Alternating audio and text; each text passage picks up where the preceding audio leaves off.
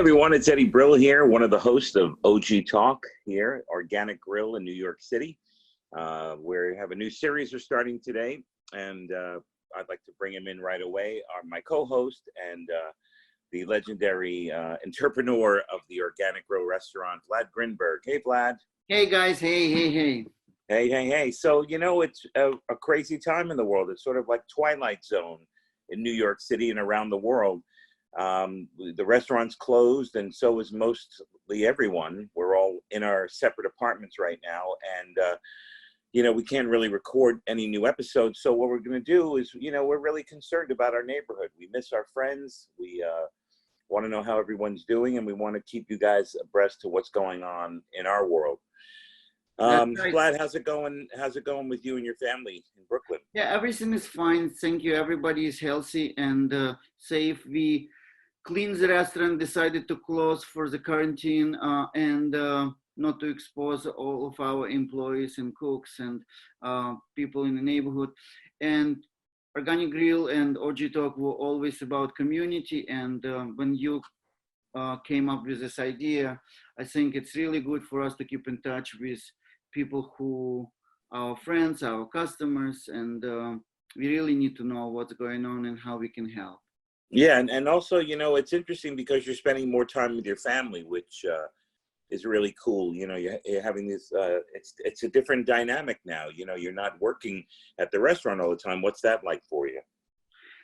It's actually created a lot of new dilemmas, new opportunities, and I forwarded the phone calls from restaurant to my home, to my cell phone, and actually keep in touch with some of the customers who call me and find out how we are doing, what we are planning on doing in the future.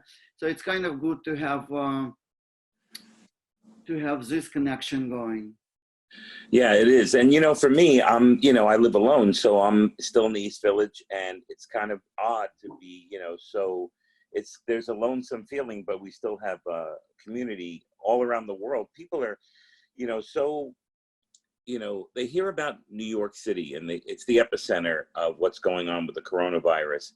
And I'm getting phone calls from Colombia, from, you know, Ukraine, from, you know, Paris, all friends that I've made throughout the years. And they're all like, we hear that New York is, you know, going crazy, and how are you, and are you safe? And that was another reason why we thought this would be okay, to let everyone know that we're here in New York. We're still a tight community.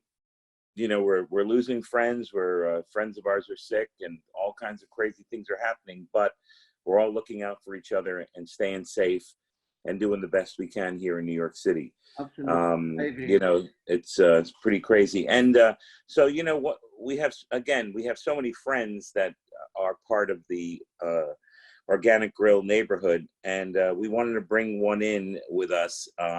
You know, her and her husband come to the restaurant all the time. She's an amazing friend, amazing person, talented, big heart, you know, and we miss seeing her, and she was so nice enough to come and join us on what we're calling the OG Talk Minis, which is what this is. And that's our friend Mrs.Passell. Lauren, how are you?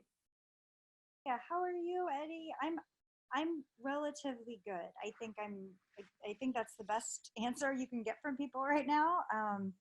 I'm healthy, and work is busy, so it's keeping me busy. And you know, I'm from Ohio. My parents really wanted me to go back a while ago, and I decided to stay, and I wanted to support my neighborhood and, you know, support the restaurants that are doing takeout. And you know, I'm really proud to be a New Yorker, and proud to be here right now. And I know that we can do this, and I'm really excited about this opportunity to reach out to our neighbors and hear how everyone's doing. Oh, thank you. That's wonderful. How is your husband doing? I know you guys are you're both working from home, I'm sure. Is that correct? Yeah. Yeah, he's right here. He's great. You know, I was a little nervous about us. You know, New Yorkers, we don't have a backyard we can go to, or many rooms, you know. And I was a little nervous about us both trying to get work done in a small apartment, but we've just been so busy that I feel like at 6 p.m. when the day is over, we look at each other and we go, whoa, where have you been? How are you? How are your like, So we're really fortunate that, you know, we haven't been furloughed. So many of my friends have been furloughed or laid off. And, you know, we both work in podcasting. I have 2 podcast businesses and my husband works for iHeartRadio.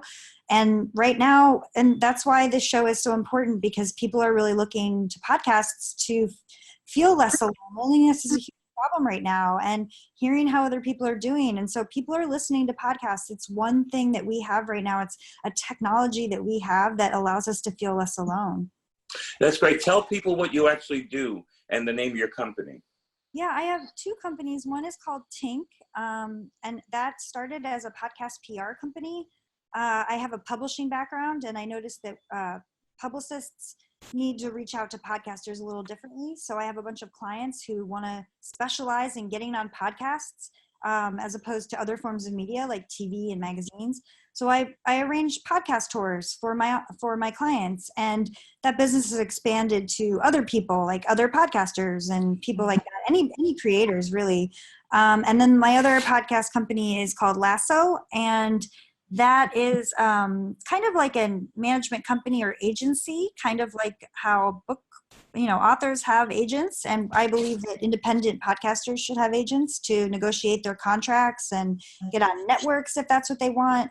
We also help people grow their shows. We consult, help them with advertising and all that stuff. So basically all podcasting all day for me. And that's why I love the show, you know, and I'm such a fan of the restaurant. We miss you both so much. We miss Organic Grill so much. And I'm so excited that we can continue my love for the Organic Grill with these. Thank you. You know, Vlad, do you have a question? We can't see each other. Yeah, I'm a little bit curious about this podcast tour. Can you elaborate? What is it? Yeah, so you know, I worked in advertising for a long time, and I would set up, you know, Facebook ads for a book. Pretend you had a book and it was coming out, and I would, you know, spend money on a Facebook ad. And, you know, people don't really trust Facebook anymore, and those advertisements aren't really super effective. And I think the most effective way to get people to buy your book is for you to be a guest on a podcast. You know, authors are experts in what they've written about. They're great podcast guests. So someone will hire me to reach out to all the podcasters that I know, which is a lot.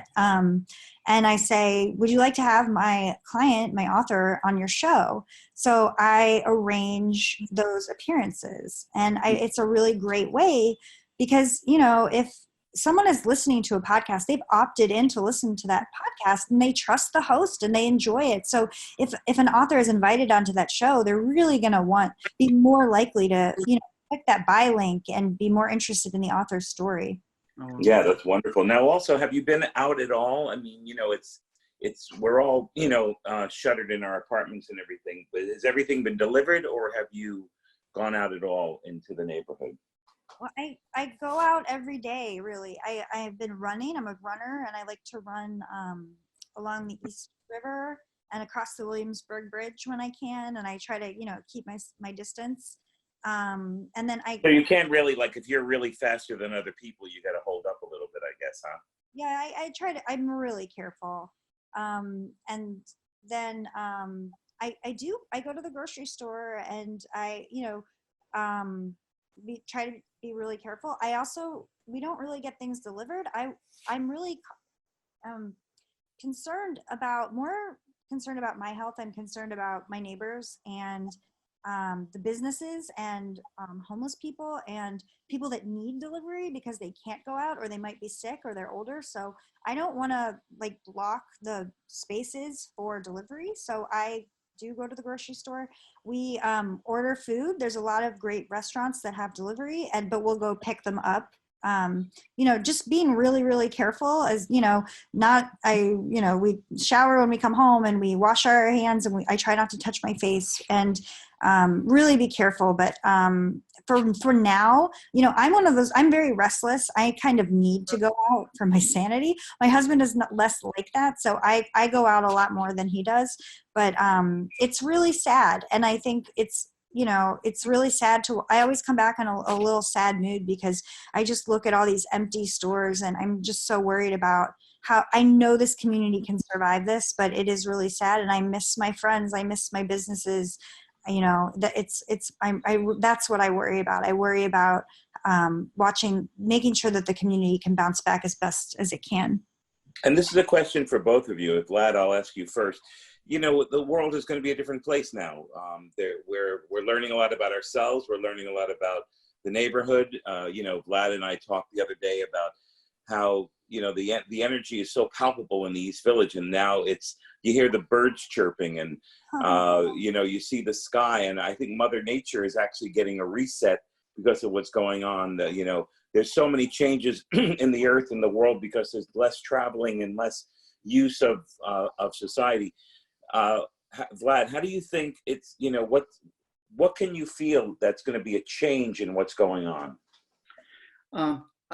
I heard yesterday from one of the people I follow, Mike Chernoff, and he was talking about reset. And I really hope that for me personally, it's going to be a reset, that I'm going to be more determined in being more authentic and just do what I need to do for myself, for my family, my friends, just follow what I think is right and not kind of spend time on other secondary things, not even more isolate myself from people who are toxic, who don't deliver, not, I wouldn't say value, but who don't inspire me, who just bring my mood down, just kind of see that it's all so fragile that we really have to, that I personally need to be really focused on what I want to accomplish, because it can really change any day. And same question for you, Lauren. How do you think your life's going to be different? Yeah, I mean, I think a lot of people will realize what they can do without. You know, it's like we were destroying the environment, and now it's like I'm learning a lot about myself, and I never thought I could do this. I thought I would go crazy, and not being able to go to my gym, I thought I would go crazy, you know, and not being able to leave my house. I'm learning that I can stay inside, and I can, you know, there's certain things I don't need, you know, and I'm learning how strong I am, and I'm learning how strong my relationship with my husband is. And, you know, we've grown closer. So, but it will be interesting to see when we come out of this, like, what will people realize that they can do without, you know? And I'm really glad to hear Vlad say that there's a positivity here, because I'm in a lot of groups with people who are really spiraling, and I think hysteria is contagious. And I found it's not really helpful for me to be part of those groups where people are really hysterical, you know, because I think my everyday, I'm taking it one day at a time. And I think this is a time when we have to focus on being gentle on ourselves and just being, and rewarding ourselves for making it through the day, and not being too hard on ourselves if we don't crush it, you know, like we always do, and just being and getting through the day and connecting. And so that's why this show, I think, is going to be so great, because it will remind us that we can still connect, and that there's still light, and there's still happiness. We're still laughing, and we are going to get through this. Yeah, you know, I've been getting a lot of phone calls from people around the world. You know, a year ago, I was in Hawaii when the volcano erupted. And it was pretty intense, and, you know, people are losing their houses and their life, and their, you know, some deaths happened. But according to the news, they made it out much bigger than it was. I was part of it. It wasn't beautiful, but it wasn't as drastic as the news made it out. And everyone was like, "Eddie, get out of there, run, run, run." And I'm like, no, I'm going to work, and everything's okay over here and most of the island. And people are like, really? Because on the news, it's tragedy. Well, you know, the way I haven't been really outside except, you know, twice to just pick up some produce, and of course the same like you, Lauren. I, you know, get all showered when I'm home, and I make sure I'm, you know, everything's clean, and the food and the bags and all that kind of stuff. But I wonder, because we don't really see what's going on in the hospitals firsthand, everyone around the world is contacting me. Eddie, New York's the epicenter, and everyone's dying, and stay inside, and are you okay? And people are so concerned about New York. What do you guys feel? Do you feel like that maybe people are getting, the news is over dramatizing it? Is it important to be a little bit more dramatic? Vlad, what do you think? I mean, first I want to say that I admire what Lauren said, that she's trying to keep herself sane and keep the routine that is important to her. I think this is one of the way to keep yourself grounded and not to get to the panic or over optimism. And you can just keep with your day and create routines that is important to stay focused. But I kind of disagree with you that media is over exaggerating things. I think if anything is media doing is underestimating and under reporting, because I got you. a lot of horrible things are happening. And um, like I went through 9/11 and my business was shut down also because organic grill was still operating at the time. We had Sandy, and my house was completely destroyed, and my kids had to live like a month in someone's house, and I was living in my friend's house for month and a half because our house was inhabitable. It was completely full of water when it started. But you go like half an hour outside of your, I would say in quotes, war zone, and everything is fine. I had a place to stay. My kids were safe. Like in 9/11, you go to another city and everything is okay. Here, it's like everywhere is a problem. It's not like I can go to Cleveland and think so well, or Right. go to another place, or Philadelphia where my wife's father lives. There's no safe place. Right. There's no place that's safe. Place. So, and it's just we are really into this together. But when we say we are all into this together, we have like only sustainable network of friends or people who we can rely on. Everything else is just almost like don't exist for me right now. Yeah, Lauren? Yeah, I mean, I think, I think the media and our government is really making sure everyone's in very, very cautious.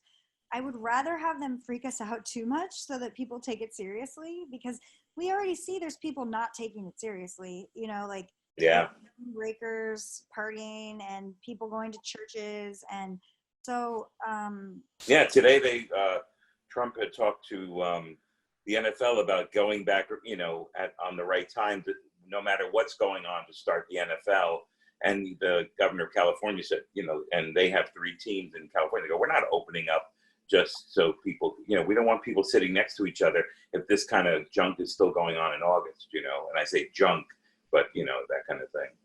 Yeah, I mean, if you're more worried about our economy than our health, then you are going to want us to, get back on our ponies a little bit faster. But so sometimes when I do hear, like, my mom was telling me in Cleveland on Fox News, they were saying you have to like quarantine your food packages before. And, sometimes I hear things and I think, that's the thing. No one knows some of this information, like some of the information we're getting, we don't know whether we should believe it or not. So I'm trying to keep sane and balanced and take everything in and be as careful as I can while still maintaining my sanity. And I'm not quarantining my food for 48 hours before I bring it to my house. I'm, washing things and I'm being as careful as I can. But if that's what they need to be telling people so that everyone realizes that they do have to take this really seriously, because it's not just about their health. You could think you're healthy and not be worried about yourself, but it's not about yourself. It's about your community. So I do think that, some of the messaging is a little extreme, but I get why that's like that. Yeah, no, I listening to you guys, I understand. Vlad and our producer Rick, who's with us, Rick Cannon, I had talked about some gentleman was looking for a comedy teacher and wanted me to come to his apartment downtown and work with him. And I said, well, let's do this on Zoom together. And he was like, no, I need to do this in person. And although in person would be better, this person is so irresponsible. They don't care enough about other people's lives, that they're so focused on their own regard that they would put other people in danger just because of, their ego. And that's one of the things the sad things about the world is there's so much ego, and we see the negative side, the ego and the, people going and having a beach party or having a Corona party. And that's very sad. But the good news is that among people like our friends, we're looking out for each other. We're looking out for people we don't know.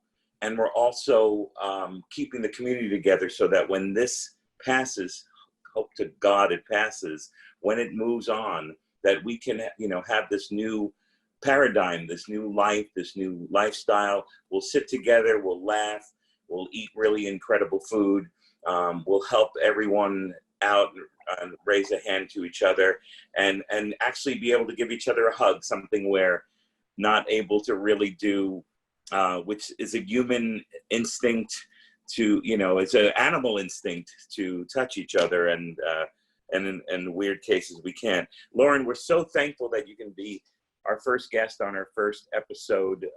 We love you as a friend, you and Justin, and we miss you, and we'll be in touch with you.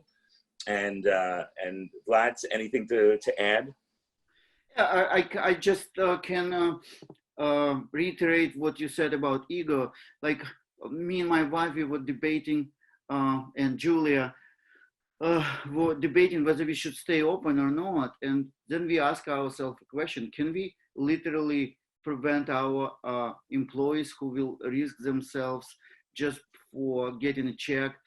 Can we ensure that everything is going to be smooth? Can we protect our customers? Is it right for us to be open? And we decided that's not. And people say, okay, at least put like crowdfunding campaign, let people buy gift certificates. And I said, it would really help us to get those gift certificates, but am I honest enough to say that we are going to be open in a month so they can get their money back, right? And I don't know, because nobody knows, and nobody knows. And I felt it's irresponsible to collect somebody's money, and then what I'm going to say, oops, right?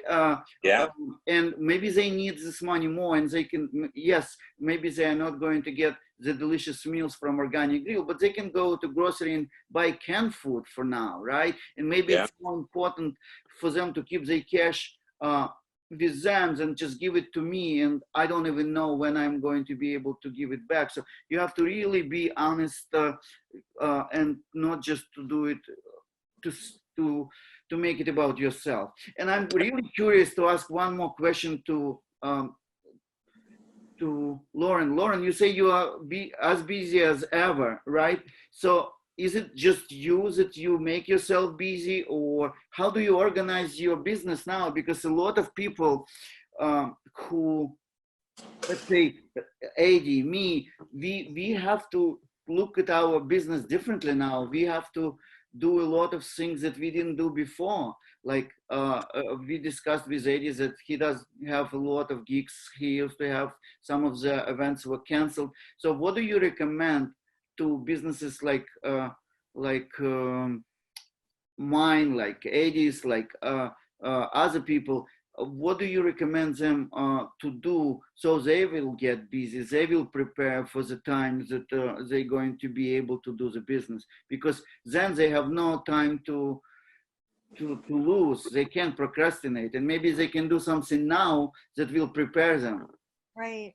I mean, I feel like the businesses and the people that will make it through strongest are the people that know how to pivot. And I think podcasts really are is a tool that allows you to pivot. And that's why I think it's so smart what you're doing. It's like, what can we do? We can connect via Zoom and have a podcast. And for example, a lot of my authors had podcast or publicity tours in person, where they were supposed to be in California, being on the Mark Maron show. And now Mark Maron is doing remote interviews. So a lot of podcasts are coming in to kind of save the day.